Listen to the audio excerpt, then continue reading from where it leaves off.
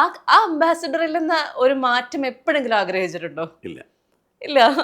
ഏത് കാലത്തും അതിൽ തന്നെ പോകാൻ സാധിക്കണമെന്നേ വിചാരിച്ചിട്ടുള്ളൂ. മാറ്റാൻ ഒരിക്കലും തോന്നിയിട്ടില്ല. ആണ്. അതെന്തായിരിക്കും ഈ അംബാസിഡറിനോട്, അതും ആ കറുത്ത അംബാസിഡറിനോട് ഇത്രമാത്രം സ്നേഹം?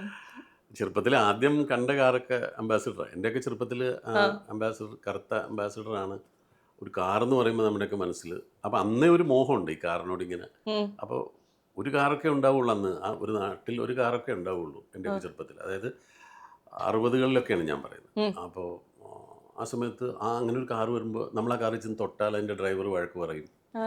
അപ്പോൾ ആ കാറ് കയറാനൊന്നും ഒരിക്കലും പറ്റില്ല. നമ്മളൊന്ന് തൊട്ടാൽ പോലും അത് നമുക്ക് തൊടാൻ പോലും പറ്റാത്തൊരു കാര്യമായിട്ടാണ് അന്ന് കാറിനെയൊക്കെ നമ്മൾ കണ്ടിരുന്നത്. അപ്പൊ വീട്ടിലെ മക്കളൊക്കെ എപ്പോഴെങ്കിലും പറഞ്ഞിട്ടുണ്ടോ, എന്റെ ഉപ്പ നമുക്കിതൊന്ന് മാറ്റാം, നമുക്ക് വേറെ കാറിലേക്ക് മാറാം, ഉപ്പ മറ്റു കാറുകളൊക്കെ ഒന്ന് ഉപയോഗിച്ച് നോക്ക്, എങ്കിലല്ലേ മനസ്സിലാവുള്ളൂ എന്ന് എപ്പോഴെങ്കിലും പറഞ്ഞിട്ടുണ്ടോ? അങ്ങനെ പറഞ്ഞിട്ടില്ല. അങ്ങനെ പറഞ്ഞാൽ കാര്യമില്ല എന്ന് അവർക്കറിയാം. അവർ കയറില്ല അതിനകത്ത്. അതെ.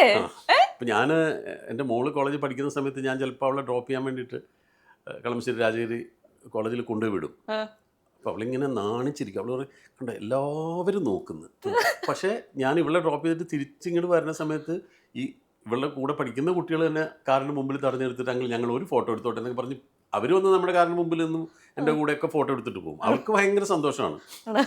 ഇത് എവിടെ നിന്ന് വാങ്ങി എന്താണെന്നൊക്കെ ചോദിച്ചിട്ട്, അല്ലെങ്കിൽ എൻ്റെ അപ്പൂപ്പന് കാറുണ്ടായിരുന്നു എന്നൊക്കെ പറഞ്ഞിട്ട് പിള്ളേർ ഭയങ്കര കൗതുകത്തോടെ നോക്കും. പക്ഷേ മോൾക്ക് ചമ്മലാണ്.